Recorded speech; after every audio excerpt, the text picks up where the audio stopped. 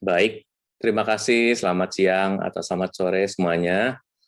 Saya Romo Erwin, bekerja di Komisi Kerasulan Keluarga dari rumah.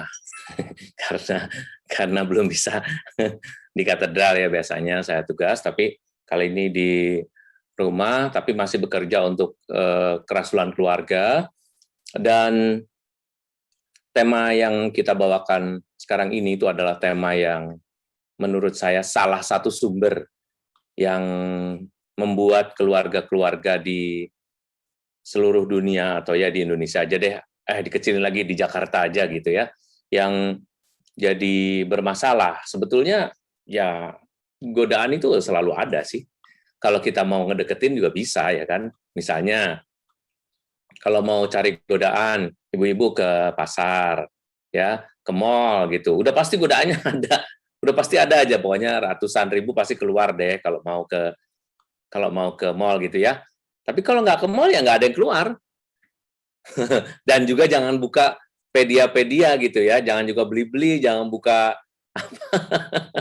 Nah, kalau udah buka yang toko-toko online, nah itu godaan yang kemudian lagi gitu. Nah, maka godaan itu selalu ada dan siap selalu untuk seperti makanan ya, siap disantap gitu. Kita mau menyantap boleh, mau nggak menyantap juga boleh, tapi yang penting adalah bahwa sebetulnya godaan sudah selalu ada di sana.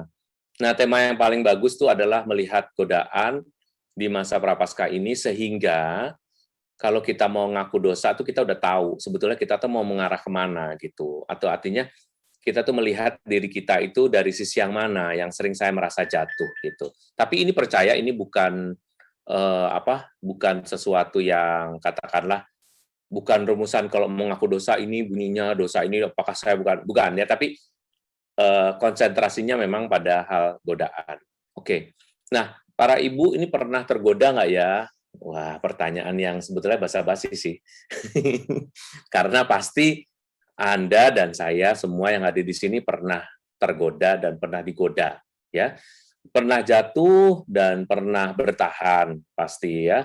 Dan orang yang lebih sering bertahan akan lebih sering lebih sering aman gitu ya.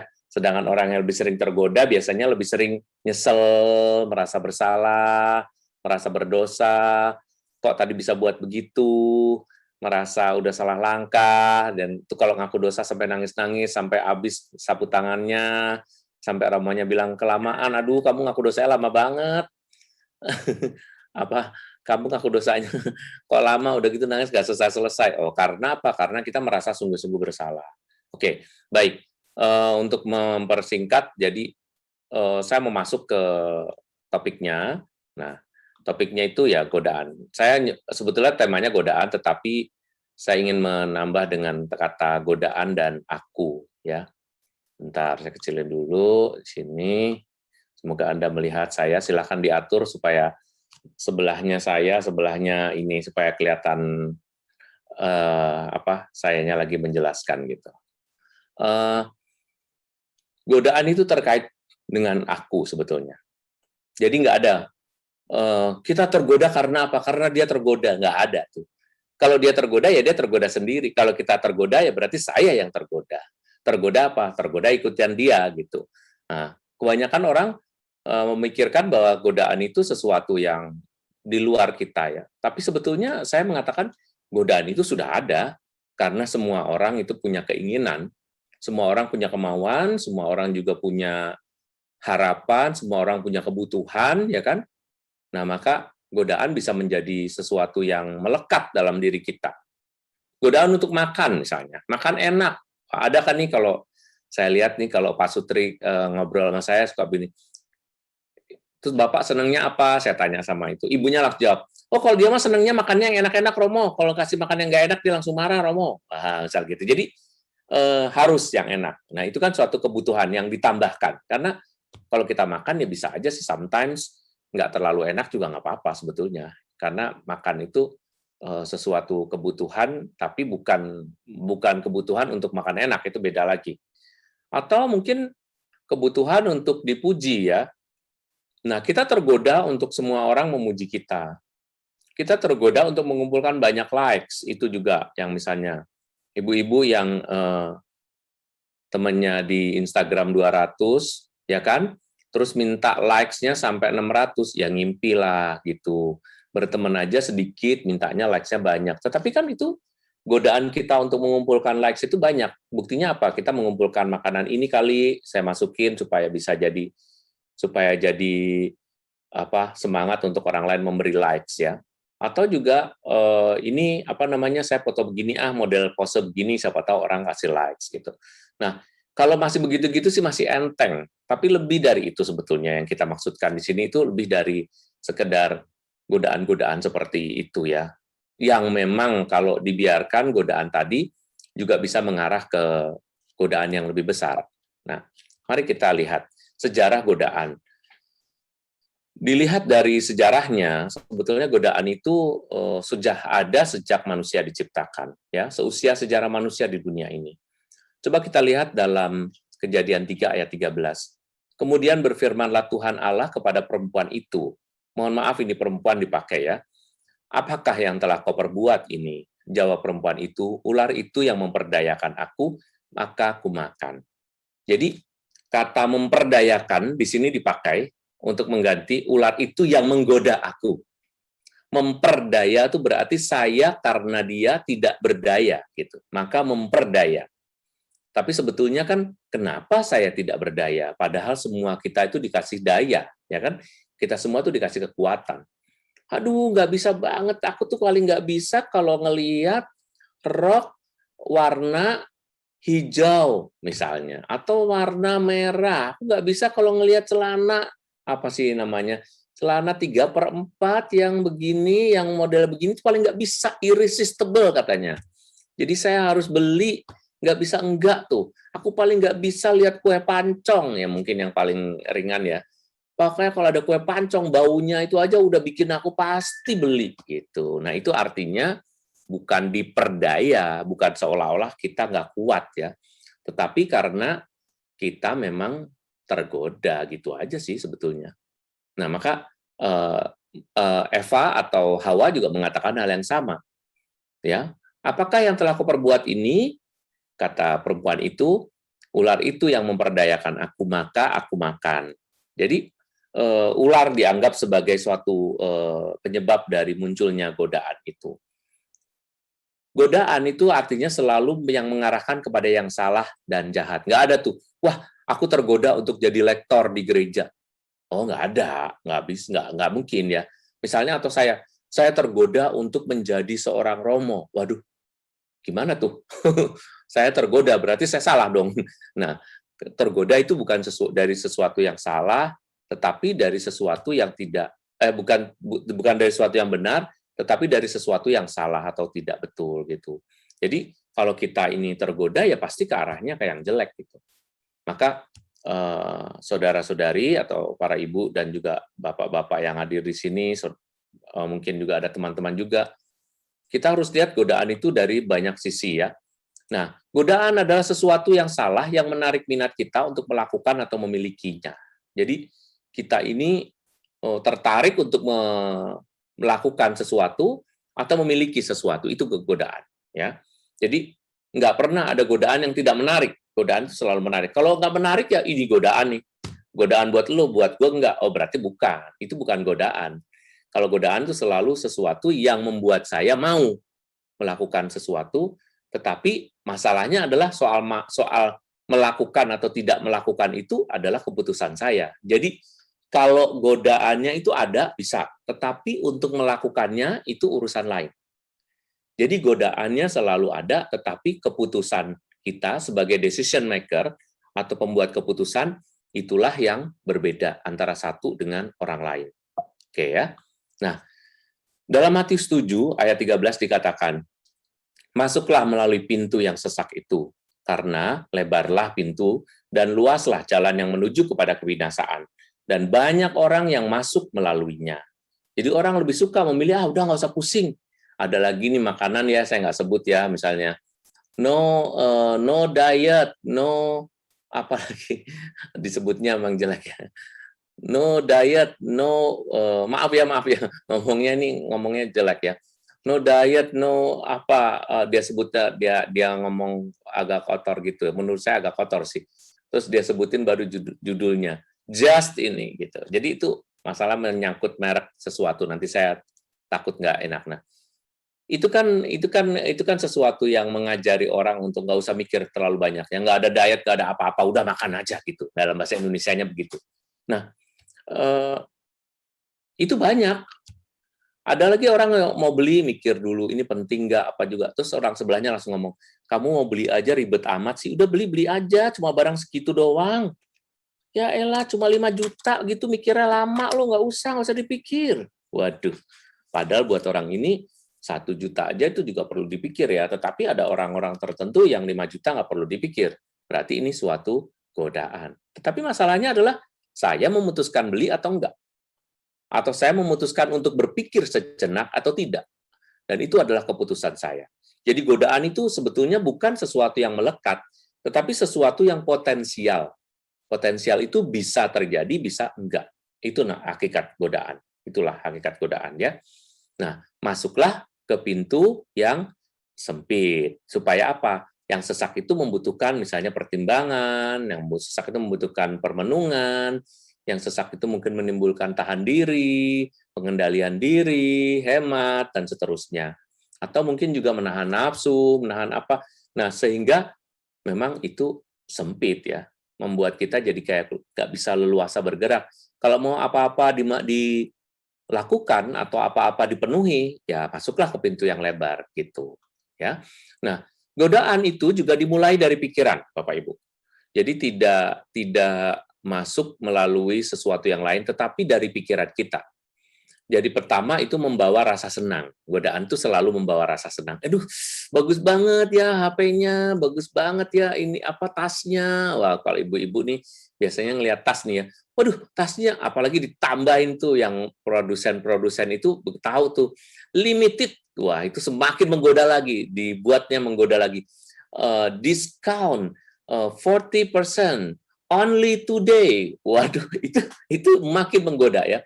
Atau mungkin supaya agak menggoda dikit, diskon dari tanggal 25 sampai tanggal 27.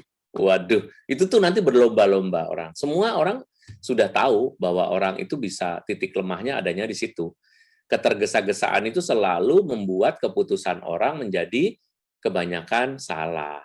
Tetapi orang yang mampu berpikir secara pelan-pelan, mampu berpikir secara sabar, ya lebih tenang, maka dia akan memutuskan lebih baik. Tetapi kalau kita lihat orang jualan di TV ya, Anda tidak dibiarkan berpikir. Oke, sekarang kita lihat ini ya, ada HP. HP ini bagus sekali. Anda lihat aplikasinya. Dari aplikasi ini kita bisa lihat, kita bisa tinggal menghitung, nggak usah pakai ngetik-ngetik. Kalau tangan Anda itu kegedean, nggak usah ngetik-ngetik, tangannya susah. Kita tinggal ngomong, 2 kali 2 sama dengan ini. Nah, kita tinggal hurufnya juga besar ya Bapak Ibu ya, jangan lupa, jangan segera apa, cuma hari ini doang, dan tidak ada ini, bonusnya gitu. Kita nggak dibiarkan berpikir, kita nggak dibiarkan untuk menimbang-nimbang, tidak ada penimbang-nimbang, tetapi terus-menerus dia ngomong sampai akhir, klik sekarang, klik sekarang, klik sekarang, klik sekarang, akhirnya kita klik.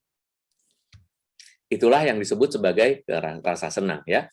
Biasanya yang membawa keberuntungan, meskipun sifatnya sementara gitu ya, yang membawa keberuntungan, yang memuaskan, yang melegakan untuk sementara. Kayak orang minum es, udah tahu dia punya amandel misalnya ya, amandelnya belum dioperasi misalnya. Tapi udah dibilang jangan minum es nanti itu. Tetapi karena aduh panas banget nih udara nih beberapa hari ini. Tapi saya minum ya udah, yang penting enak sebentar lah minum. Aduh enak banget, tapi sesudahnya nanti sakit misalnya kayak gitu. Jadi godaan itu di situ. Jadi kita mesti melihat godaan itu dari sisi bahwa saya terus-menerus punya diskusi, saya terus-menerus punya pemikiran terhadap sesuatu yang ada di luar saya ini. Tetapi itu tidak pernah dipaksakan. Kalau dipaksakan itu namanya intimidasi. Kalau dipaksakan itu namanya bukan godaan lagi, ya. Godaan itu biasanya yang memaksa adalah diri kita sendiri yang merasa tertarik dengan omongan orang. Meskipun orang itu mungkin maksa, tetapi kita bisa nggak harus. Kalau kita dipaksa memilih sesuatu, itu berarti bukan godaan, ya. Itu namanya intimidasi. Tapi kalau godaan itu selalu muncul dari keinginan kita sendiri, muncul dari keputusan kita. Nah, biasanya godaan itu juga yang dapat melindungi diri, meskipun sementara, gitu kan? Oke. Ada satu cerita nih, ada orang yang selalu lupa membawa payung, ya. Nah, tetapi dia selalu tidak ingin basah. Jadi setiap kali dia pergi dan hujan, lalu dia beli payung. Apapun yang terjadi, pokoknya daripada basah, timbang payung murah lah. Payung ada yang 15.000, ada yang 40.000, ada yang 90.000. Pokoknya payungnya jadi banyak karena dia selalu lupa bawa payung, tetapi nggak pernah mau basah. Nah, ini juga godaannya adalah godaan pada rasa senang dan rasa mudah, ya kan? Keberuntungannya adalah mudah dan dia merasa punya duit, dan kemudian akhirnya dia menimbun payung-payung itu. Yakobus 1 ayat 14 mengatakan nih, jadi kalau kita bisa bilang ya dari pengalaman para penulis kitab suci ternyata sudah membahas ini. Masing-masing kita itu dicobai dengan ditarik dan dipikat oleh keinginan kita sendiri. Jadi kita itu tidak dipikat oleh keinginan orang. Orang itu hanya sebagai perantara. Orang itu hanya sebagai apa ya? Ibaratnya tuh orang itu hanya sebagai agen gitu, supaya godaan itu makin muncul gitu ya. Dari godaan itu muncullah kebutuhan. Kebutuhan muncullah lalu pembelian, kan? Itu prinsip dari pemasaran kan seperti itu. Bahkan ada orang yang tadinya nggak butuh jadi butuh gitu. Sebetulnya nggak terlalu butuh tapi jadi butuh, misalnya gitu. Nah, pernah ada satu pembicaraan ya bahwa apa namanya, seorang bapak mengeluh karena si istri selalu membeli alat-alat kosmetik. Saya lupa kasusnya, tetapi konon yang namanya bedak itu ada nomornya. Begitu juga lipstik. Nah, ada nomor-nomor tertentu yang harus dibeli dan harus ini dan harus itu ya. Nah, si istri itu asal dia keluar negeri, si istri akan titip. Tetapi masalahnya adalah si bapak tuh kan malu, mau beli kan malu, beli dong yang nomor sekian, bedak nomor sekian. Saya disuruh istri saya, ya meskipun begitu kan, tapi tetap diledekin. Kalau dia misalnya dia merasa misalnya beli ya, misalnya membeli itu pada saat beli itu ada harga dirinya yang merasa tertekan gitu.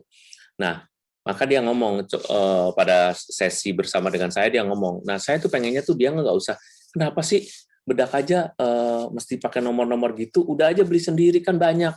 Nah, tapi si istri bilang, kan lain kalau di sana tuh mereknya beda. Itu loh Romo, itu cahayanya bisa nggak bersifat berminyak, tapi bisa ini bisa apalah nggak tahu lah, mungkin kayak nggak glossy atau matte kayak itu ya, kayak foto itu ya. Sehingga selalu harus ada produk baru, selalu harus ada beli. Nah, kalau beli sendiri sih nggak masalah, tetapi dia selalu nyuruh suaminya gitu. Nah, hal-hal seperti ini itu keinginan yang ditumbuhkan ya, karena promosi. Kalau kamu mau begini, maka supaya kamu wajahnya itu lebih tirus, pakailah warna ini. Supaya bibirmu itu lebih ini, pakailah warna ini. Supaya kamu tuh nggak oily wajahnya, silahkan pakai produk nomor sekian. Sehingga terus-menerus tadinya orang-orang zaman dulu tuh hanya mengenal satu bedak aja kan. Ibu-ibu yang usianya udah 50-60 tahun ke atas pasti tahu. Zaman dulu tidak sebanyak sekarang. Tapi zaman sekarang itu bisa berwarna-warni ya. Bisa yang ini membuat itu, yang apa membuat muka orang jadi berubah, atau membuat, ya saya nggak tahu judulnya ya, tetapi itulah muncul dari keinginan kita sendiri. Apa yang dikatakan 1 Petrus 4 ayat 3-4. Nah ini specifically itu mengatakan mengenai godaan. Sebab telah cukup banyak waktu kamu pergunakan untuk melakukan kehendak orang-orang yang tidak mengenal Allah. Kamu telah hidup dalam rupa-rupa hawa nafsu, keinginan, kemabukan, pesta pora, perjamuan minum, dan penyembahan berhala yang terlarang. Sebab itu mereka heran bahwa kamu tidak turut mencemplungkan diri bersama-sama mereka di dalam kubangan ketidaksenonohan yang sama, dan mereka memfitnah kamu. Jadi menurut 1 Petrus, hal-hal itu apa? Jenis-jenis nafsu yang dipikirkan oleh Santo Petrus itu adalah, satu adalah keinginan. Tadi saya sudah mengatakan, keinginan itu tidak sama dengan kebutuhan. Jadi kita bisa ingin begini, tetapi belum tentu kita butuh. Ya, kita bisa ingin ingin supaya yang tadi seperti ngomong ya, misalnya seperti wajahnya tidak berminyak, tetapi sebetulnya belum tentu Kalau wajahmu tidak berminyak itu dengan menggunakan produk A, B, C, D, E itu kamu jadi semakin baik. Belum tentu itu dibutuhkan gitu. Tetapi keinginanmu begitu. Belum tentu kalau kita lapar, kita mau makan ini, makan itu, yang ada ininya, yang sausnya ini, yang minumnya itu, yang buahnya tambah ini, tambah itu. Nah, itu sesuatu yang dibutuhkan. Tetapi itu adalah suatu keinginan. Maka terus-menerus produk-produk itu didiversifikasi namanya ya. Artinya banyak variannya. Nah, itu dibuat supaya menambah keinginan-keinginan Anda.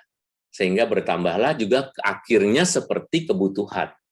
Kita harus makan di sini, makan di sana, gitu. Misalnya seperti itu. Yang kedua menurut Santo Petrus adalah kemabukan. Kemabukan itu sesuatu yang membuat orang jadi lupa diri. Maka jenis-jenis nafsu atau jenis-jenis godaan itu adalah kemabukan. Jadi kemabukan itu sesuatu yang sebetulnya dalam agama kita sesuatu yang dilarang. Kalau mau mengikuti apa yang dikatakan oleh Petrus ya. Tetapi mungkin barangkali kita menganggap bahwa orang Kristen mah biasa, ya kan? Orang dari suku ini biasa mabok kok, biasa aja kalau nggak ada minum belum orang ini, gitu misalnya ya. Orang dari suku itu, ya sebetulnya semua suku juga pernah mabok sih, ya kan? Tetapi masalahnya adalah ketika kita mabuk, kita jadi lupa diri, keputusan kita jadi tidak baik. Yang kemudian adalah pesta pora. Poranya, kalau pestanya mungkin pesta apa gitu pasti bisa. Tapi kalau pesta pora itu sesuatu yang eksesif ya, sesuatu yang berlebihan. Nah, sesuatu yang berlebihan itu rupanya menurut Petrus juga bukan sesuatu yang baik. Lalu yang D adalah penyembahan berhala. Berhala itu macam-macam, tapi yang dimaksudkan oleh Santo Petrus adalah berhala biasa ya, berhala dalam arti patung-patung yang disembah oleh orang-orang pada zamannya Petrus itu. Tapi kalau sekarang penyembahan berhala itu banyak. Penyembahan berhala bisa berarti penyembahan pada merek-merek tertentu, penyembahan pada individu-individu tertentu, sehingga mengagung-agungkan seperti dewa ya. Nah, Richard Defoe, sekarang saya mau ngomongin mengenai bagaimana godaan itu menimpa semua orang. Nah, orang itu dibagi menjadi dua nih. Saya mau menyebut dua bentuk ini salah satu contoh supaya makin mendarat aja. Ada dua pribadi. Yang pertama adalah orang yang ekstrovert, yang kedua adalah orang yang introvert. Nah, orang yang ekstrovert sama introvert tuh godaannya beda-beda gitu. Nah, mari kita lihat bagaimana orang yang ekstrovert ya. Richard Defoe dari Cornell University berbicara tentang ekstroversi ya dalam bahasa Indonesia, extroversion atau extrovert, orang yang ekstrovert. Orang yang ekstrovert itu tandanya ya seperti ini. Tandanya seperti burung merak ini ya, mau tampil gitu.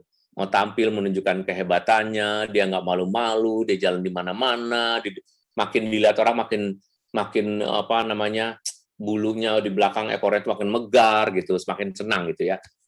Dia menyukai kepuasan instan, lalu memfokuskan diri pada wajah orang lain karena dia pikir itu wajah orang itu penting gitu. Jadi biasanya orang-orang yang ekstrovert ini sangat mementingkan pertemuan dengan orang lain, dan juga kepuasan instannya itu adalah kepuasan yang pokoknya aku udah ngomong udah lega misalnya gitu.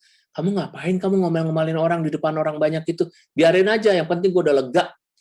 Daripada gue pendem nih, gue bisa sakit kepala, gue bisa sakit hati, dada gue bisa sesek. Kalau gue belum ngomongin, mendingan gue omongin, silakan sakit hati kayak lo, terserah, bodo amat. Nah, itu biasanya orang-orang extroversion itu begitu ya. Memfokuskan pada wajah orang lain itu artinya selalu minta mencari teman, dan ketika melihat orang lain, wajahnya, mimiknya, atau perjumpaan itu menjadi menyenangkan. Makanya dia nggak bisa suruh diem-diem gitu. Godaannya adalah sering ketemu orang. Godaannya adalah sering rame-rame. Kalau tadi Petrus bilang jangan pesta pora, tapi orang ekstrovert ini entah kecil entah besar senang pesta gitu. Pesta itu artinya pertemuan, nggak harus di ruang ballroom gitu, nggak. Tapi misalnya pesta lah, makan-makan lah, minum-minum cantik, kopi-kopi cantik, atau makan-makan siang, atau brunch, dan sebagainya. Nah, itu biasanya orang seperti itu, terus-terus ya. Dan biasanya orang yang ekstrovert itu mempercepat produksi dopamin. Dopamin itu semacam hormon yang membuat orang jadi bahagia gitu. Jadi dia hormon bahagia itu cepat gitu.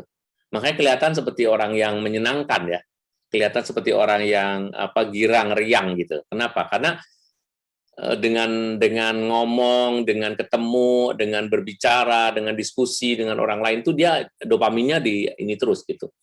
Nah, suka berada di tengah-tengah orang lain dan mudah mengekspresikan perasaan dan ide. Pasti itu orang ekstrovert ya. Nah, sekarang tentang introvert, ternyata lebih banyak lagi.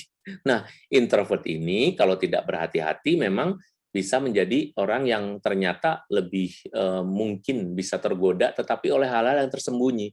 Nah, tokohnya adalah Laurie Helgo. Di buku Introvert Power, Why Your Inner Life is Your Hidden Strength gitu ya. Mengapa kehidupan di dalam dirimu itu adalah kekuatan yang tersembunyi gitu. Jadi itu bukunya Introvert Power ya. Katanya orang-orang yang introvert itu tidak suka basa-basi, tapi dia sering merasa sendirian. Tidak suka basa-basi itu artinya kalau ngomong pendek-pendek gitu misalnya. Mau minum nggak? Boleh. Panas apa dingin? Serah. Panas deh. Udah pokoknya terserah dia mau dikasih apa juga mau gitu. Dia nggak suka terlalu lama. Tapi kalau orangnya ekstrovert tuh mau minum nggak? Cie, nawarin minum, bagus banget gue ngerasa kayak ini. Wah, dia bilang lalu apa? Nah, mau kopi mau teh? Gaya lo ya rumah sekarang gaya lo dulu gue kesini aja cuma dikasih air putih. Sekarang lo nanya kopi sama teh peningkatan nih kayaknya nih. Udah ini nih wah. Nah itu orang-orang yang ekstrovert. Tapi yang introvert enggak apa adanya. Ya kopi aja atau air aja udah selesai. Dan orang-orang introvert tuh sering merasa sendiri di keramaian, makanya nggak suka. Dia selalu tergoda untuk masuk ke kamar, selalu tergoda untuk menyendiri ya, mudah terganggu di lingkungan ramai, makanya dia selalu lebih suka menyendiri. Godaannya lebih suka menyendiri, ingat ini godaan ya. 4, mungkin bisa berbicara di depan publik, tetapi resmi. Biasanya orang-orang introvert tuh biasanya kalau ngomong yang penting, yang memang di bidang dia itu bisa hebat, bisa. Jadi orang introvert nggak bisa ngomong, tetapi jangan sesudahnya nggak usah pakai ada tambahan-tambahan ngomong-ngomong, nggak suka. Sesudahnya dia masuk aja. Bahkan kalau misalnya diundang seminar gitu, sesudah selesai ya nggak usah ngomong-ngomong lagi, langsung pulang gitu. Sebentar aja kalau dikasih ngomongan, yang ngomongnya singkat-singkat, kok beda banget ya. Waktu di panggung kayaknya ceria banget, tetapi ketika di luar panggung kok orangnya kayak ini ya, kayak beda ya. Nah, itu introvert ya. Senang menyendiri, tidak diperhatikan dan itu lebih senang di belakang layar ya. Dia tapi tertariknya sama orang ekstrovert. Dia seneng kalau ada temannya ekstrovert. Kenapa? Lu aja yang ngomong, gue diem gitu. Gue istirahat, lu aja yang ngomong, gue sih nggak perlu. Lu aja deh terus sana yang ngomong. Terlalu memperhatikan detail banyak hal. Kadang-kadang detail itu tidak dipahami oleh orang lain. Misalnya kita lagi jalan gini ya, kita lagi kita makan yuk ini. Ntar tanyain dulu kali. Tanyain apa? Ada air panasnya nggak? Ya pasti ada lah. Orang masa di restoran nggak ada air panas? Ya tapi tanyain dulu air panasnya boleh nggak dimasukin di mangkok? Buat apaan? Ya dimasukin sendok-sendoknya. Sendok-sendoknya dimasukin di situ. Bisa lah kalau gitu doang mah. Ya tapi tanya dulu kali, entah kalau nggak ini nggak bisa tuh orangnya pada sibuk gitu, lihat tuh orangnya banyak banget loh, dia mau ngelayanin kita. Aku lihat tadi di meja-meja nggak ada tuh orang yang minta air panas. Ya kalau gitu dia bersih kali. Tapi sendoknya dimasukin ke plastik nggak? Takutnya cuma digituin aja, dia ngambilnya tangannya nanti ngambil kepala sendoknya lagi bukan batangnya. Jadi nanti waduh. Nah, itu ya, meskipun nanyanya nggak seperti saya seperti ini, tapi dia bisa memperhatikan detail-detail begitu sehingga kadang-kadang punya kesan seperti banyak paranoidnya gitu. Sering berbicara dalam hati, tekanan darah rendah, suka menulis, berfantasi daripada berekspresi personal. Darah rendah ini di usia muda ya, bukan di usia tua. Kalau di usia tua udah banyak ininya, banyak pikirannya, sehingga bisa tinggi juga. Merasa tertekan dalam sosialitas yang terlalu lama, artinya ketemu orang terlalu lama tuh tertekan. Terlihat bijaksana sejak usia 20-an, sebetulnya bukan bijaksana, cuma terlihat bijaksana karena lebih diam dan emosional yang kurang dapat dipahami. Nah, sekarang Anda sudah memahami nih, oh Kak, saya tergolong apa dan kenapa saya begini. Jadi godaan-godaan itu ternyata tergantung pada sikap dan sifat saya, sifat bawaan saya gitu ya, atau mungkin yang dibentuk dari habit di dalam keluarga sehingga saya begini gitu. Nah, hal yang menyenangkan itu dalam kitab suci disebut kedagingan, ya Paulus terutama yang paling sering. menghubungkan antara keinginan daging dan keinginan roh. Ya, apa yang disebut kedagingan? Kedagingan itu adalah memuaskan indera, memuaskan raga, memuaskan fantasi, melepaskan tekanan, merasa bebas, tidak mau berpikir panjang. Pokoknya yang menyenangkan tuh nggak ada yang serius, udah have fun aja deh, enjoy, nggak usah ribet. Kita ini aja, wah, udah. Nah itu biasanya yang menyenangkan ya. Lambangnya seperti orang yang menari-nari gini ini, tapi bukan berarti orang yang menari-nari begini selalu orang yang kedagingan, belum tentu ya. Kalau acaranya lepas retret kan nggak apa-apa ya. Cuma artinya melepas emosi lah gitu. Nah, mari kita lihat lagi godaan yang berupa keserakahan. Ada banyak ya. Dari Kolose 3 ayat 5 dikatakan, keserakahan itu berasal dari karena percabulan, kenajisan, hawa nafsu, nafsu jahat, dan berhala. Tadi, ya, mirip. Dari 1 Timotius 3 ayat 8 dikatakan, keserakahan itu berasal dari misalnya godaan untuk bercabang lidah atau pemabuk. Jadi, dosa-dosa yang menjadikan kita itu seperti tergoda untuk bersikap yang aneh atau bersikap berlebihan, itu berasal dari sini. Roma 1 ayat 29, kelaliman, dengki, pembunuhan, perselisihan, tipu muslihat. Lukas 12 ayat 15, keserakahan harta. 1 Timotius 6 ayat 10, cinta uang. Markus 7 ayat 22, iri, hinaan, dan sombong. Dari Amsal 14 ayat 31, sering menindas orang lemah. Nah, kita lihat nih dari sini ya, kita itu termasuk golongan yang mana? Pasti tidak semua ya, tidak sejahat itu kita lah. Pasti orang masih mau ikut PA gitu kan, berarti ada nilai baiknya, tetapi di mana kita ini? Dosanya kita itu di mana? Kalau dalam bahasa pendidikan disebut sebagai titik lemah kita yang sering tergoda. Sering tergodanya di mana gitu misalnya. Nah, Markus 14 ayat 38 mengatakan, berjaga-jagalah dan berdoalah supaya kamu jangan jatuh ke dalam pencobaan. Roh memang penurut, tetapi daging lemah. Itu kata Tuhan Yesus. Jadi makanya Tuhan Yesus takut berubah pikiran, maka dia berdoa di Taman Getsemani sebelum peristiwa pembantaiannya. Ya, sebelum peristiwa penyalipannya, dia berdoa bukan supaya dia ini terbebas, tapi menenangkan diri agar dia tetap berada di jalan Tuhan, di jalan Bapaknya gitu. Karenanya kita lihat Yesus tidak pernah mengingkari jalan salibnya kan. Dan itu adalah karena berdoa dia gitu. Nah, yang sementara biasanya juga lebih menyenangkan ya. Sesaat kemudian menarik untuk dilakukan lagi, terus kita lakukan terus karena sementara. Kalau sementara itu nggak menetap ya. Tetapi hati yang damai, hati yang penuh dengan sukacita itu pasti menetapnya lebih lama. Biasanya yang sementara itu membawa rasa menyesal dan perasaan buruk atau perasaan bersalah. Habis melakukan ini, habis melakukan perbuatan-perbuatan yang perbuatan cabul, mungkin habis nonton video porno, atau mungkin habis mencuri, ya atau mungkin habis memarahi, habis omong kotor, atau apa yang memang bukan kebiasaannya, biasanya akan menimbulkan rasa menyesal. Tapi mungkin ada yang ngomong, kok ada orang yang saya kenal ada ngomong kotor terus, tapi kok nggak nyesel-nyesel ya? Nah, itu udah jadi habit biasanya. Habit itu biasanya udah jadi kebiasaan, jadi dia udah nggak berasa lagi. Kayak kita kalau nggak biasa ngomong kotor tuh nggak nyaman gitu. Tapi kalau udah biasa ngomong kotor, ya ngomong kotor jadi biasa. Itu karena habitnya ya. Nah, sesuatu yang pendek pikir biasanya godaan muncul dari kebutuhan dan keinginan ya liar yang tidak terkendali. Jadi kalau kita tergoda itu biasanya karena kita nggak mengendalikan diri. Bahaya ketika pengendalian diri hilang itu, makanya salah satu hal yang ditulis dalam Galatia 2 ya, itu Galatia 5 itu adalah pengendalian diri, itu adalah buah-buah dari roh. Buah dari roh yang diberikan itu salah satunya adalah mengendalikan diri kita. Supaya apa? Supaya kita tetap bisa alert gitu. Kita bisa alert, bisa tetap siap siaga untuk menanggapi semua tawaran-tawaran dunia atau godaan-godaan dunia. Jangan berpikir bahwa kita ini akan bahwa kita ini akan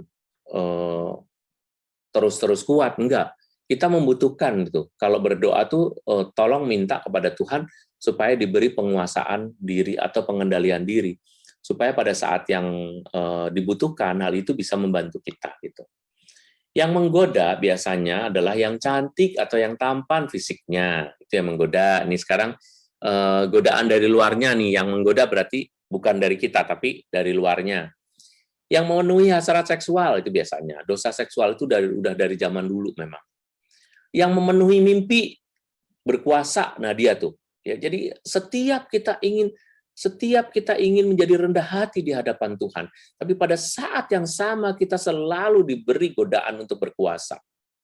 Tuhan, nanti dalam persekutuan doa, tolong aku Tuhan, biarlah aku dengan rendah hati, meskipun ada yang tidak suka sama aku, meskipun ada yang membenci aku dan memfitnah aku, tapi biarkan aku rendah hati, biarkan aku dengan sabar menerimanya. Waduh, doa nih di rumah ya. Tetapi ketika sampai di lokasi, ya lo datangnya telat, mau ngapain lo, yang lain aja udah dari tadi lo mau, baru diomongin begitu, udah sakit hati lagi. Jadi memang betul bahwa godaan itu selalu bisa datang tepat pada saat di titik lemah kita.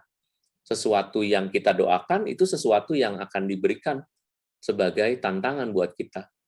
Lawannya godaan itu adalah tantangan ya. Tantangan itu sesuatu yang membuat kita jadi tertantang untuk memilih yang baik gitu. Nah, kalau godaan itu membuat kita jatuh.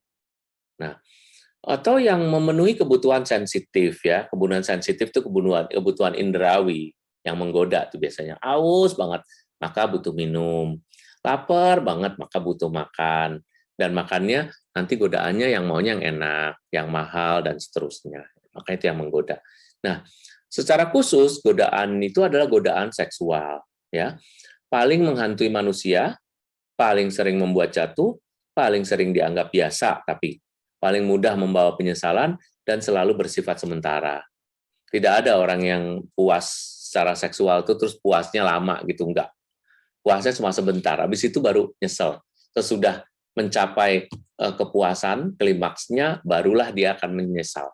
Nah, godaan seksual ini godaan yang menghantui orang sehingga orang berpikir pendek ya. Kenapa? Karena kebutuhannya memang kebutuhan yang sangat fisik. Fisik itu seperti memang kebutuhan. Bahkan ada yang mengatakan memang ini kebutuhan manusiawi, betul.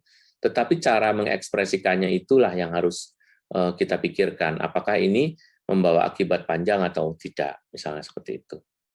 Nah, apa yang dinasihatkan Alkitab kalau begitu? Supaya kita tidak tergoda ya. Filipi 4 ayat 8 mengatakan, terakhir saudara-saudara, teruslah pikirkan semua yang benar, semua yang penting, semua yang disukai Allah, semua yang murni, semua yang menimbulkan kasih, semua yang terhormat, semua yang baik, dan semua yang terpuji. Itu caranya. Kalimat dari Filipi 4 ayat 8 ini bagus banget. Jadi, pikir yang benar. Jadi, cara berpikir, pikirkan yang benar. Jangan mencoba memikirkan sesuatu yang alternatif. Meskipun itu menyenangkan, tapi kalau nggak benar, nggak usah dipilih. Gitu. Semua yang penting.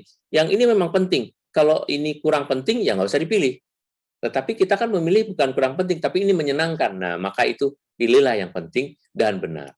Yang ketiga, ya, semua yang disukai Allah, bukan yang disukai oleh kita. Jadi, kalau ini nggak disukai oleh Allah, misalnya meskipun ini penting untuk kebutuhan saya, ya kan? Meskipun ini penting untuk kebutuhan saya butuh makan, maka saya boleh mencuri, tapi tidak disukai Allah, maka saya tidak boleh mencuri. Semua yang murni, murni itu berarti lahir dari ketulusan, kebenaran ya. Kalau nggak murni, maka itu pasti akan membawa penyesalan juga. Semua yang menimbulkan kasih, artinya menimbulkan kasih itu buahnya adalah kasih. Orang tidak merasa terganggu, orang tidak merasa dizolimi, orang tidak merasa disakiti, orang tidak merasa dirugikan. Nah, berarti itu menimbulkan kasih. Semua yang terhormat, tahu ya, terhormat artinya tidak membuat kita jadi direndahkan orang lain, membawa martabat kita lebih baik, maka gereja sering memakai nama martabat ya. Semua yang baik dan semua yang terpuji. Jadi nasihat dari Filipi 4 ayat 8 ini penting supaya kita kalau memilih tuh ini kriterianya mana gitu. Nah, yang perlu sebetulnya adalah kebenaran, penting, disukai Allah dan murni. Tadi kebenaran penting, disukai Allah, murni, dan menimbulkan kasih, baik, terhormat, dan terpuji. Itu yang bisa kalian ingat semua ya. Maka kuncinya sekali lagi adalah sebetulnya untuk menahan godaan ini adalah pengendalian diri. Nah, Berbicara mengenai pencobaan, secara singkat saya mau katakan ya, pencobaan itu tidak pernah melampaui kekuatan manusia, dan Allah akan memberi jalan keluar pada waktunya. Dari 1 Korintus 10 ayat 13. Kita hanya perlu bersabar. Kadang-kadang memang kesabaran kita itu benar-benar diuji, karena waktunya begitu lama. Tetapi pencobaan menurut 1 Korintus 10 ayat 13, Allah akan memberi jalan keluar pada waktunya. Mungkin kalimat ini akan mempengaruhi atau membuat kita menjadi lebih nyaman ya, atau menjadikan kita ini lebih mawas diri, dan juga membuat kita tidak jatuh ke dalam dosa karena marah, karena kurang sabar gitu, karena tergesa-gesa. Miliki alternatif pilihan dan jalan keluar dari kesempitan diri. Jangan orang tuh kalau udah fokus ke situ terus misalnya. Saya pokoknya mau punya HP baru terus pikirannya. Apapun yang terjadi saya mau ngutang, saya mau apa saya minta, ini misalnya nih ya. Ini omong dari HP aja yang murah meriah ya. Tapi yang lain-lain kan bisa, saya mau punya rumah, pokoknya saya mau beli rumah. Yang beli rumah di daerah elit ya mahal, nanti mesti mau apa, ngutang-ngutang, udah nggak apa-apa, yang penting saya pokoknya saat ini saya pengen punya rumah, udah itu doang keinginan saya. Waduh, kalimatnya cuma itu aja yang saya inginkan, apakah betul? Sesudah itu akan muncul keinginan lagi, akan muncul godaan baru lagi, gitu ya. Makanya punyalah alternatif pilihan, jangan cuma itu aja. Pilihan itu boleh ini, boleh tidak, boleh yang itu, boleh tidak juga. Jadi kita selalu hidupnya tuh fleksibel, jangan terpaku pada keinginan tersendiri. Nah, jalan keluar yang ditawarkan dari Roma 12 ayat 12, gampang ingatnya, bersukacitalah dalam pengharapan, bersabarlah dalam kesesakan, dan bertekunlah di dalam doa. Menarik sekali nih ya. Jadi kalau kita sedang mempunyai keinginan sesuatu, bersukacita aja. Karena kalau kita bersukacitanya itu benar, maka kita akan memperoleh pengharapan yang baik. Atau bersukacita dalam pengharapan. Pengharapan bahwa Allah akan menganugerahkan sesuatu yang baik. Sehingga saya disuruh sabar, saya disuruh menunggu, saya disuruh ini, suruh itu tuh dalam situasi sukacita dan rasa syukur. Kemudian bersabar dalam kesesakan, maka orang sering ngomong ya kalau kita lagi sedih, sabar ya gitu. Ya lu nggak ngerasain, gue ngerasain, lu sabar-sabar, coba lu ngalamin kayak gue gitu. Padahal sebetulnya kalimat itu adalah kalimat yang baik. Tapi memang kalau dimunculkan dalam situasi yang berat, orang sering merasa agak sedikit tersinggung ya, kamu nggak ngerasain makanya. Padahal kalimat itu mengingatkan kita untuk bersabar dan bertekunlah di dalam doa.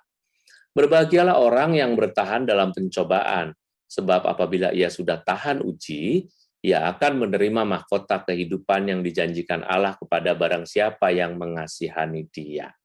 Jadi, bertahan dalam pencobaan itu penting ya. Pencobaan itu bisa terjadi dari godaan. Kayak Tuhan Yesus dicobai 3 kali, ya kan?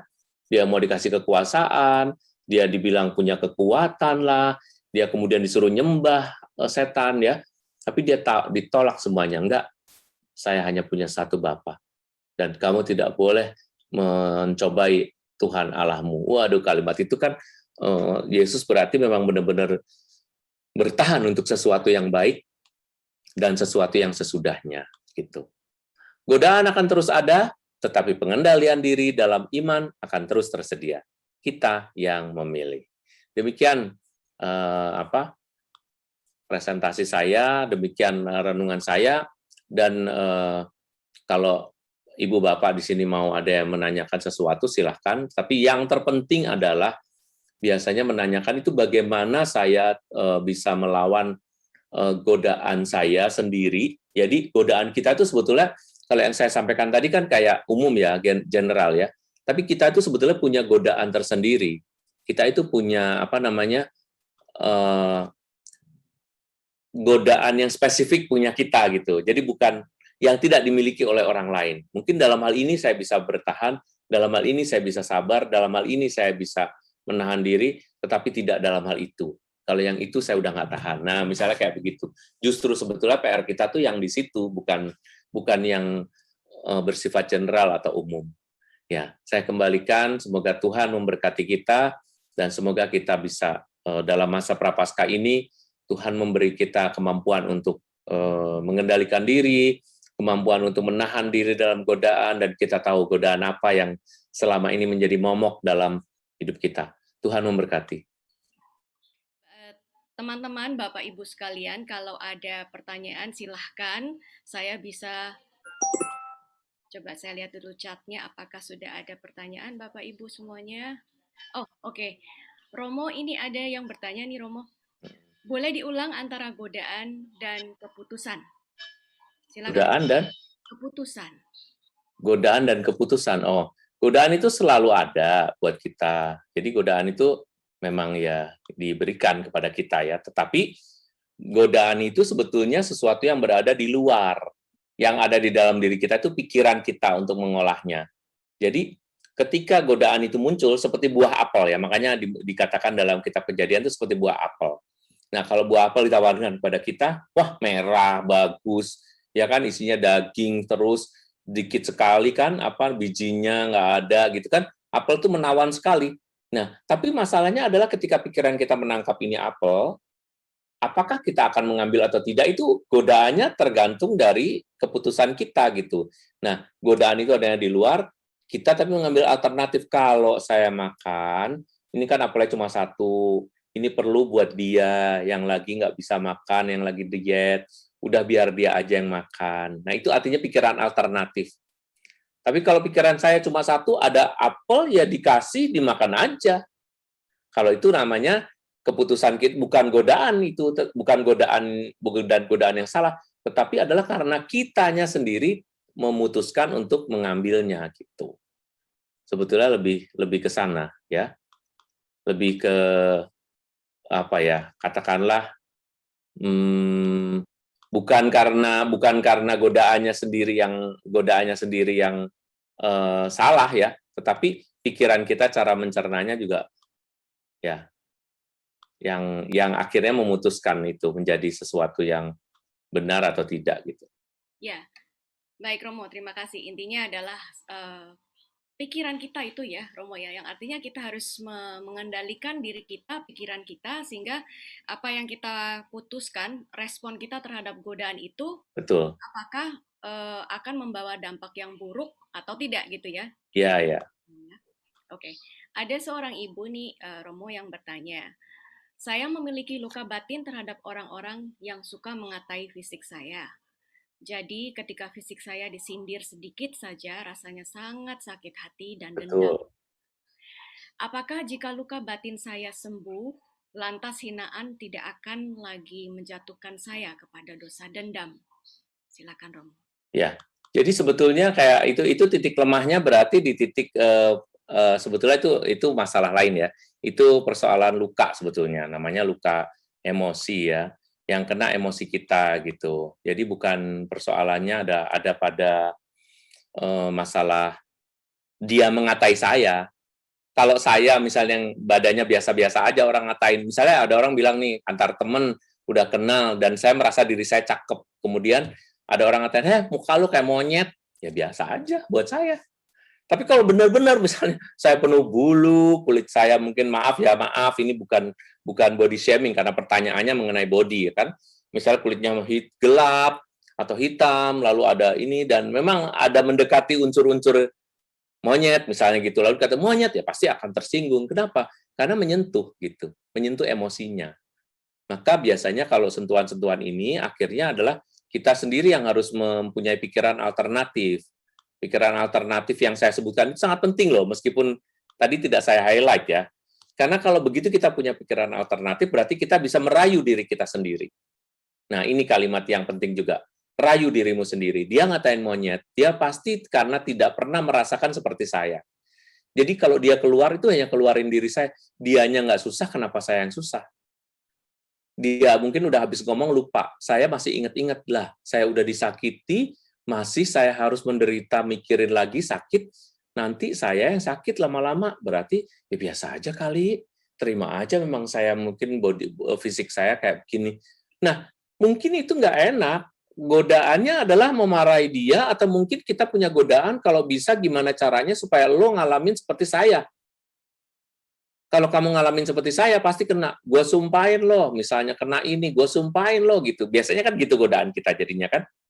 supaya sama. Gue sumpahin lo apa? Nah, kalau kalimat-kalimat gue sumpahin itu muncul, maka kita menjadi pribadi yang akhirnya yang nggak ada bedanya dengan orang yang tidak beriman kan. Tuhan memberi kita ini tuh justru supaya kita menjadi kuat. Tuhan memberi kita kekurangan misalnya, entah ada satu kekurangan fisik kita yang pasti kita punya. Ya kalau mau dicari-cari sih selalu bisa ya, mau cari, aduh, kalau muka kayak saya nih ya, ini muka yang tidak terlalu disukai zaman sekarang, karena muka saya itu bulat gitu.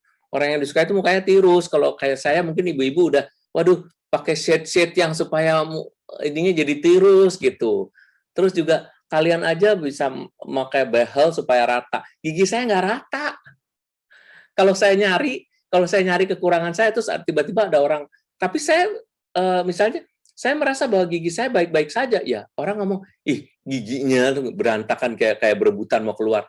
Saya nggak pernah merasa apa-apa. Terus terang betul, sesungguh-sungguhnya saya nggak merasakan apa. Saya udah terima, ya ini bagian diri saya. Orang mengatakan hidungnya besar, mulut apa kepalanya modelnya bulat, terus giginya nggak rata. Ya kalau dicari yang jelek nggak, tetapi kalau dipadukan semua, mohon maaf ya, kalau muka bulat dicampur dengan hidung yang tidak kecil, dicampur dengan begini, dan ketika saya ketawa, itu ada uniknya dan ada manisnya loh, gitu. Nah, bagaimana saya bisa sampai di situ? Itu juga suatu perjuangan, Ibu Bapak ya. Itu juga suatu, katakanlah, suatu proses. Dulu waktu masih muda ya, saya juga pernah berpikir hal yang sama.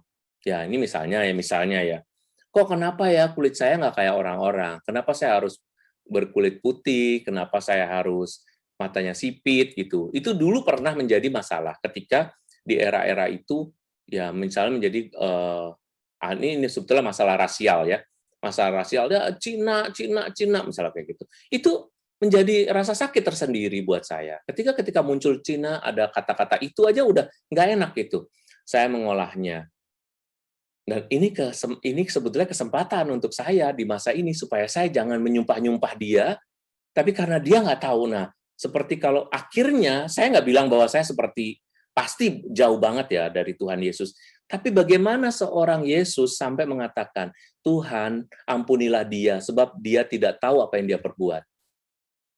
Biasanya orang yang ngatain itu memang nggak ngalamin, makanya ngomongnya ngaco gitu. Nah, dari situ saya mendapat pengertian, oh ya itu berasal dari ketololan dia karena dia tidak mengalami itu, ya saya kalau gitu, ya saya sabar aja, nggak apa-apa, gitu. Nah, tapi ini kalau baru diomongin aja mungkin tidak terlalu mudah, tetapi kalau dijalani dan akhirnya kita sampai mendapatkan apa ya namanya, satu hasil yang memuaskan, akhirnya saya bisa terbebas, saya masing-masing maksudnya, bisa terbebas dari situasi itu, maka saya akan merasa senang. Hidup saya akan penuh syukur. Masa kita sampai mati memikirkan badan yang begitu terus. Kalau saya memikirkan muka yang bulat terus, saya akhirnya ke Korea ngeluarin dana bermiliar-miliar, ya kan, hanya untuk mengubah yang ini bulat segini ini menjadi segini. Bayarnya miliaran, belum tentu jadi, ditambah obat-obatan, ditambah perawatan, dan terus-menerus. Hidung saya dikecilin, saya jadi orang lain, fotonya harus ganti, paspornya harus ganti, dan itu jadi panjang hanya karena ini dan ini mau menjadi lebih kecil. Nah, kalau saya berpikir begitu sih. Maka saya bilang tadi, godaan itu temennya pikiran. Godaan itu belum jadi godaan kalau tidak diolah oleh pikiran. Orang jualan sementara kita di sini, yang dijualan di mall-mall tetap jualan kan? Sebelum kita ke mall nggak akan tergoda. Tetapi kalau kita sekarang ninggalin ini, kita matiin, kita ke mall, atau mungkin dalam perjalanan lalu kita belok ke mall, Anda tinggalin ini, maka Anda akan tergoda oleh barang-barang yang ada di mall itu. Gitu. Nah, itu sama. Terima kasih. Terima kasih Romo. Jangan sampai ke Korea ya Romo, nanti kami nggak bisa. Romo, kalau buat saya mungkin kadang-kadang memang apa artinya kalau dilihat dari diri kita sendiri mungkin begitu banyak ketidakpuasan yang akhirnya membuat kita mudah untuk jatuh dalam godaan gitu ya Romo ya. Tapi sering juga saya juga pribadi saya mengingatkan diri saya kalau saya dihina orang atau saya diledekin atau saya merasa saya sangat disakiti oleh orang, kalau saya pribadi kadang-kadang suka mengingatkan diri saya, oke, kalau saya ini sudah menjadi pengikut Yesus, seharusnya saya bertindak seperti apa sih? Kalau Yesus yang dibegitukan, kira-kira responnya seperti apa sih begitu. Kadang-kadang itu membantu saya untuk mengontrol diri dan pikiran Iya. saya supaya jangan semakin jatuh ke dalam dosa. Ya, Oh, kira-kira begitu, namanya maklum ya, Mo. betul, betul, Manusia betul. pasti selalu mudah jatuh dalam godaan gitu. Oke, Mo, pertanyaan selanjutnya. Apakah perbedaan antara godaan dan cobaan, Romo? Kadang Godaan dan dan cobaan, dan cobaan. Godaan dan pencobaan ya. Pencobaan itu dilakukan dalam rangka sesuatu yang spiritual sebetulnya. Karena pencobaan itu menyangkut hubungan saya dengan Tuhan. Tapi kalau godaan itu efeknya nanti ke Tuhan, tetapi godaan itu lebih ke arah yang duniawi sih. Tapi kalau pencobaan itu misalnya saya kok dikasih sakit terus ya. Nah, misalnya saya sakit, habis sakit nanti saya kekurangan uang, habis kekurangan uang nanti saya dapat duit lagi nanti kurang lagi, apalagi kok ada aja pencobaannya ya misalnya nah, itu pencobaan. Godaan itu sesuatu yang dari luar. Kalau pencobaan itu sudah kita alami. Kalau godaan belum tentu kita alami. Godaan itu adanya di luar. Kalau pencobaan itu kita alami gitu. Nah, Atau biasanya orang yang kesulitan itu memang menghadapi pencobaan ya, karena pencobaan itu dialami sih. Lebih kayak apa ya? Lebih kayak nyata gitu. Jadi nggak kayak cuma rumusan gitu, tapi memang nyata. mungkin sama dengan ujian ya, Romo ya. Mm-mm. Ujian maksudnya gimana? Untuk cobaan itu, ujian, Ya cobaan, sama, itu nama lain aja sih. nama lain aja ya. Oke. Ya, terus Bapak yang bertanya itu bertanya juga, kadang juga ada pemahaman bahwa cobaan itu adalah dari Tuhan. Apakah selalu dari Tuhan, Romo? Cobaan itu ya bisa dari Tuhan, sangat bisa. Kenapa saya bilang sangat bisa ya? Karena memang bisa aja Tuhan menyuruh kita, karena itu sebetulnya cobaan itu akan menyangkut juga hubungan kita dengan Tuhan. Apakah dengan begitu kayak Ayub ya? Ayub tidak diberi godaan, Ayub diberi pencobaan tuh Ayub. Kita semua pasti akan mengatakan jangan sampai saya seperti Ayub gitu. Jadi Oh, lebih ke hmm, bagaimana sesudah saya menerima itu saya akan mendapatkan apa ya? Saya akan mempunyai hubungan yang bagaimana dengan Tuhan gitu. Setelah saya mendapatkan pengalaman itu. Oke, itu juga sudah saya bagikan ya PDF-nya diminta tadi oleh Iren, oh oke, oke Romo, terima kasih. sedang berjalan, nah itu sudah nyampe. Oh oke Romo. Oke, lalu ada pertanyaan selanjutnya, apakah ada doa khusus Romo untuk menahan diri dari godaan? Ya ada dong. Godaan itu bisa bisa bisa kita doa, Tuhan semoga aku lebih bahagia, semoga aku lebih bersyukur, semoga aku lebih dipenuhi dengan rasa terima kasih, semoga Engkau beri pengendalian diri. Itu penting ya. Karena rasa lawannya godaan itu sebetulnya rasa terima kasih dan rasa syukur. Kalau kita sudah punya terima kasih dan rasa syukur, maka godaannya nggak menjadi terlalu signifikan lagi, nggak jadi terlalu penting lagi. Tapi kalau kita nggak punya rasa syukur, nggak punya rasa terima kasih, maka godaan yang datang itu semacam penambahan-penambahan untuk diri saya. Padahal sebetulnya itu bukan suatu penambahan apa-apa. Itu adalah sesuatu yang membuat saya menjadi makin serakah, tadi dibilang kan, godaan itu membuat saya pengen nambah gitu. Tetapi kalau saya merasa sudah bersyukur, misalnya orang udah bersyukur, saya punya suami ya, yang ukurannya kalau dinilai angkanya mungkin cuma 7 gitu ya, nilainya 7, tapi dia baik, dia ini saya bersyukur, dia sabar, ngomongnya dikit, emang kalau diajak ngomong juga ngomongnya iya ngikutin terus, tapi dia kalau dikasih makan tuh nggak rewel. Kita kasih makan tempe tiap hari juga, ini bersyukur saya sama Tuhan. Dia nggak mikirin mau pisah harta juga setiap kali gajian juga dikasihin ke saya langsung, penghasilan saya tahu semua. Kesulitan dia cuma ngomong, dia nggak susah ngomong, nggak mau ngomong. Tapi ya udah, Tuhan sudah kasih itu semua buat saya. Jadi Saya terima ini dengan lapang hati, jadi saya nggak tergoda ada cowok yang gampang ngomong, belum tentu cowok yang pintar ngomong itu bakal menyenangkan saya. Nah, itu kan orang yang sedang menimbang-nimbang ya. Godaannya ada, cowok-cowok yang ganteng-ganteng itu mungkin yang kepribadiannya cocok dengan impianmu sekarang ini, kan sementara tadi ya godaan itu sifatnya ya, yang sekarang ini mungkin cocok, belum tentu cocok menjadi pasanganmu. Maka ketika kita berpikir, enggak, saya harus setia. Nah, enggak nambah-nambah. Itu. Baik, Romo. Eh, ini mungkin ada sedikit kaitan ya pertanyaan yang ini dengan yang sebelumnya. Jadi apakah bisa disimpulkan godaan itu dari roh jahat dan pencobaan itu datang dari Tuhan? Bisa jadi kedua-duanya berasal dari roh jahat. Karena gini, setan pernah mengatakan kepada waktu Ayub mengalami situasi yang sama ya. Ayub dihilangkan. Ya, kamu lihat tuh Ayub tuh hambamu tuh. Dia tuh setia banget. Dia itu seorang yang beriman banget. Kata Allah. Ini Allah lagi ngobrol-ngobrol nih sama iblis ceritanya nih. Tuh lihat. Tapi belum tentu tuh kalau dia kehilangan apa hartanya, belum tentu dia akan setia sama kamu katanya. Nah, lalu Allah mengizinkan bunyinya. Allah mengizinkan iblis untuk mencobai si Ayub. Akhirnya hartanya habis kan? Semua ternak-ternaknya habis, tapi si Ayub tetap beriman, tetap bertahan. Nah, godaannya datang dari teman-temannya. Hei Yub, kenapa lu Yub begitu Yub? Lu punya dosa kali Yub, katanya. Enggak, saya hidup dalam baik, saya baik, saya tetap menjalankan ini. Nggak mungkin orang baik, nggak mungkin kehilangan kayak gitu. Itu kayaknya tuh kamu tuh punya dosa, cuma kamu nggak sadar. Tapi aku mengatakan aku melakukan sesuatu yang benar, kata si Ayub. Kamu jangan sombong, Yub, katanya. Loh, saya bukan sombong, saya mengatakan sesuatu yang benar. Tapi saya tidak mengutuki kenapa saya sekarang begini, gitu. Kata si setan lagi, wah, makin tuh lihat hambaku, kata Tuhan.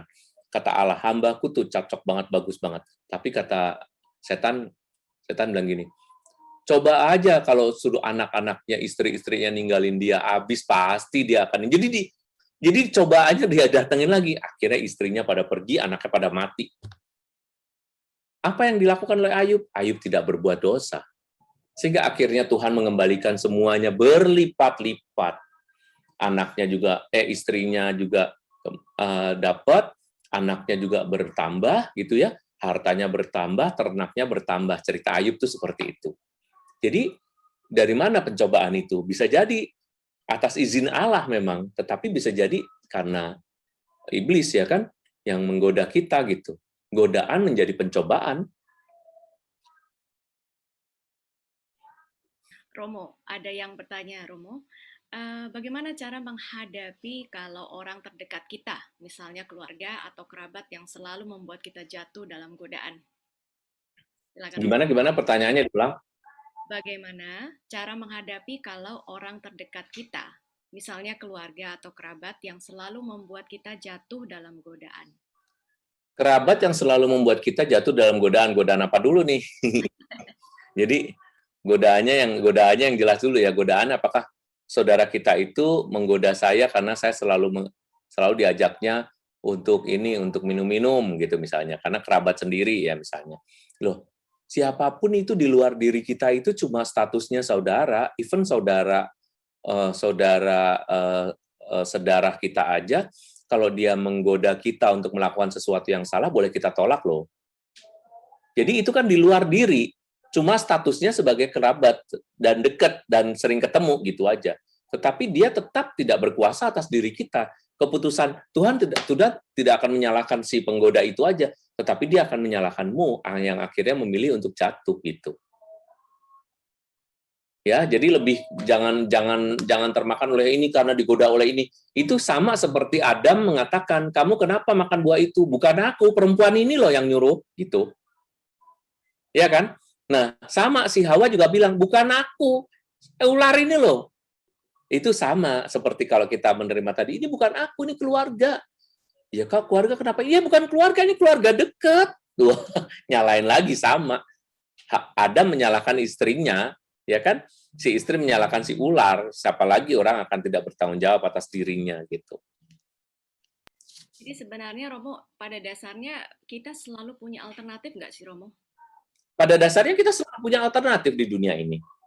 Untuk melakukan atau tidak melakukan, itu alternatif yang besar. Jadi jangan mengatakan harus saya lakukan. Enggak harus. Kalau harus dilakukan berarti itu kebutuhan. Ya nggak sih? Saya harus makan. Wah, godaan nih. Saya kan nggak harus makan. Ya nggak bisa, salah lah. Saya harus makan. Tapi kalau saya punya alternatif, saya bisa makan, saya bisa nggak makan, itu namanya puasa. Ya kan? Atau saya pantang sesuatu. Tapi pada hakikatnya saya kan harus makan, kan? Sebetulnya. Karena pantang dan puasa itu tidak boleh dilakukan sepanjang tahun, kan? Nah, itu namanya alternatif. Nah, salah satu alternatif itu adalah saya tidak makan sekarang ini. Untuk apa? Untuk suatu hal yang lebih penting, yaitu untuk pertumbuhan spiritualitas saya. Misalnya aja begitu sih. Romo, maaf, jadi mengingatkan saya kepada satu cerita beberapa waktu yang lalu. Ada seorang ibu yang miskin, janda miskin, yang punya anak-anak yang masih butuh diberikan makan gitu ya Romo. Mungkin dia sudah tidak, dia sendiri sebagai seorang ibu rela untuk tidak makan, dan mungkin sudah tidak makan berhari-hari, tetapi kenyataannya dia mungkin tidak bisa, satu sudah pasti tidak punya uang, kedua mungkin tidak memiliki keterampilan untuk bisa mencari uang, sehingga dia terpaksa mencuri supaya anak-anaknya bisa makan. Apakah itu sesuatu yang patut disalahkan ya Romo? Nah, itu udah keputusan moral ya namanya. Tingkatannya tingkatan moral. Memang godaan ini adalah urusan moral sih sebetulnya. Nah, apakah dia bisa disalahkan? Kita lihat dari prioritas, skala prioritas. Kalau dia tidak mencuri, apakah benar dia tidak bisa anaknya tidak bisa makan? Atau hanya alternatifnya dia harus mencuri, tidak bisa bekerja, tidak bisa mencuci, tidak bisa melakukan pekerjaan kasar atau apa? Misalnya gitu ya kan? Tapi siapalah saya yang kemudian mengeksekusi ini seperti hakim gitu ya. Mungkin kondisi ibu itu juga ada salah satu hal yang mungkin memberatkan dia supaya dan membuat dia hanya mempunyai satu alternatif sehingga dia akhirnya mencuri gitu. Ya mencuri demi, ya kita sering melihat ya di WhatsApp itu ya, seorang anak mencuri untuk neneknya yang lagi sakit, untuk ibunya yang lagi sakit. Nah itu mungkin sedikit menginspirasi kita ya. Nah apakah memang harus begitu? Kan enggak kan? Misalnya ada seorang penjual bakpao yang itu kan yang pernah saya dapat. Ini ada anak mencuri bakpaonya, istrinya marah-marah, bapaknya kemudian menyusul tuh, mengejar. Setelah dikejar ternyata dia lihat si bakpao itu dikasihin ke neneknya yang lagi sakit, ibunya yang lagi sakit. Kemudian si anak itu malah dikasih duit sama si bapak, kamu jangan mencuri lagi, kalau kamu ini kamu boleh kerja di tempat aku. Jadi sebetulnya pencurinya itu tetap jelek, Bu. Ya, jadi kata mencuri itu tetap jelek, tetapi karena terpaksa dilakukan, maka diampuni, dimaafkan. Tetapi nggak boleh diulang lagi. Untuk kalau semua orang yang nggak bisa makan mencuri, habislah kita. Iya kan? Kalimatnya begitu mestinya. Betul, betul. Berarti tetap, artinya ya kalau bicara mengenai yang salah, tetap salah dan perlu ada, Betul. Harusnya salah. dan tetap ada konsekuensi yang harus Iya. Oke. Lalu ada pertanyaan lagi, Romo. Ada yang masih tetap ingin diberikan pencerahan lebih jauh lagi, perbedaan antara ujian dan cobaan, Romo. Mungkin masih bisa digali lagi nih, Romo, sedikit. Apakah benar kalau ujian itu dari Tuhan, tapi pencobaan itu asalnya dari si jahat? Ya Bagaimana? tadi saya bilang, dua-duanya itu kan nama ya, itu kan istilah kan. Ujian dan cobaan itu sama-sama menantang kita sebetulnya. Satu hal yang sama dari ujian dan cobaan itu menantang kita. Apakah saya tetap memilih yang baik atau saya memilih satu hal yang jelek untuk menghindarkan diri saya dari ujian atau pencobaan itu, benar nggak? Misalnya tadi saya nggak punya duit, lalu saya mencuri. Nah itu disebut ujian atau godaan? Godaannya adalah ada orang kelihatan naruh dompet sambil duduk, itu godaannya. Dan misalnya pencobaannya adalah pencobaan, apakah kamu akan memilih sesuatu yang jelek atau kamu akan memilih sesuatu yang baik, itu aja. Ya, Mungkin lebih dikaitkan seperti yang tadi Romo bilang, itu akan menjadi cobaan kalau dia akhirnya tergoda dan melakukan terjerumus dalam godaan itu gitu ya Romo ya. Mm-mm. Jadi soal nama aja, Oke. tapi sama aja. Nggak usah bingung, yang penting istrinya kan ngerti kan sebetulnya ya. Mau dari mana, sebetulnya itu soal urusan teologi, tapi yang penting buat kita adalah pilihlah kebenaran.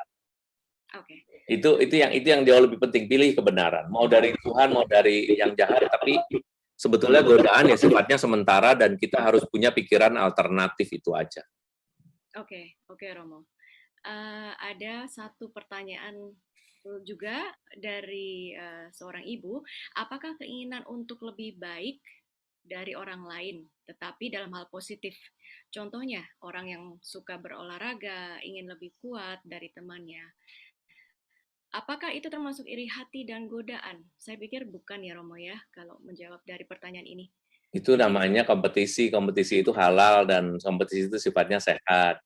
Supaya kita bisa memberikan yang the best, justru merangsang kita untuk memberikan yang terbaik, justru malah, ya kan? Kalau saya hanya punya alternatif orang-orang yang lemah aja, saya udah merasa cukup sekarang ini. Tapi dengan adanya orang-orang yang lebih kuat, saya jadi ditantang untuk lebih baik lagi, kan gitu. Oke, baik Romo. Satu pertanyaan lagi yang saya lihat di sini. Apakah pencobaan itu lebih bersifat seperti takdir yang harus terjadi dan tidak bisa kita tolak? Mungkin maaf ini Pak Toto.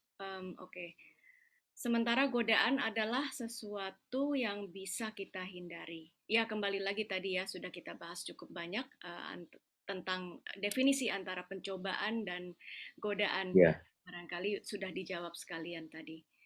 Oke, baik Bapak Ibu sekalian, yang tadi mungkin menanyakan mengenai bahan materi yang disiarkan oleh Romo Erwin sudah dicantumkan di chat, sehingga bisa diklik untuk di-download. Apakah ada pertanyaan lain lagi Bapak Ibu semuanya, teman-teman?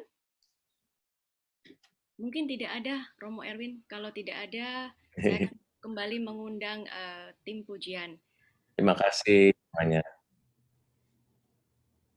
Terima kasih Romo. Ini ada satu chat yang masuk ke saya, Romo. Tinggal satu. Masih boleh kah Romo untuk dijawab? Boleh. Ya. Sore Romo, apakah godaan itu adalah 7 dosa yang mematikan, yakni kesombongan, tampak, iri hati, kemarahan, hawa nafsu, rakus, kemalasan? Nah, itu dosa. Kalau godaan itu belum jadi dosa. Bedanya itu. Jadi godaan itu disebut sebetulnya mengarah kepada konkupiscensi kalau dalam bahasa Katolik ya. Tapi nanti susah nih.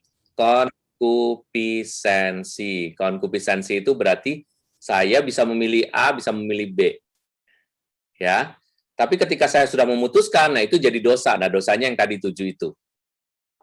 Tapi godaan beda dengan itu. Tidak ada godaan untuk sombong. Nah, itu sombong itu pilihan. Itu konkupiscensi masih. Godaan ini tergolong konkupiscensi, tetapi kalau sudah sampai dosa, itu namanya dosa. Berarti Tuhan sudah bisa memberi perhitungan gitu. Lebih ke sana. Romo menyebutkan ada istilah satu kupensisensi. Konkupiscensi. Saya tulis ya. Ya, terima kasih Romo. Itu istilah kecenderungan ke arah dosa. Konkupiscensi. Ya. Terima kasih banyak Romo. Itu belum dosa, jadi godaan itu juga belum dosa. Mari kita berdoa. Dalam nama Bapa dan Putra dan Roh Kudus. Amin. Bapa yang maha baik, Engkau mengerti segala kekurangan kami. Engkau mengerti situasi dan titik lemah kami. Berkati kami, agar kami dapat mengabdi-Mu dengan lebih giat dan memberikan yang terbaik dari hidup kami. Menyenangkan hati-Mu melalui pelayanan kepada orang lain. Semoga rahmat-Mu mengalir pada kami, sehingga kami juga boleh mempersiapkan masa pekan suci ini dengan sebaik-baiknya. Semoga godaan-godaan yang ada di sekitar kami tidak membuat diri kami lengah. Terima kasih ya Tuhan, berkati setiap orang yang hadir dalam persekutuan doa ini dan juga pendalaman Alkitab ini, supaya mereka semua mengalami damai sejahtera-Mu, keselamatan dan kesehatan-Mu. Demi Kristus Tuhan kami. Amin. Semoga Allah yang Maha Baik memberkati kita semua dalam nama Bapa dan Putra dan Roh Kudus. Amin.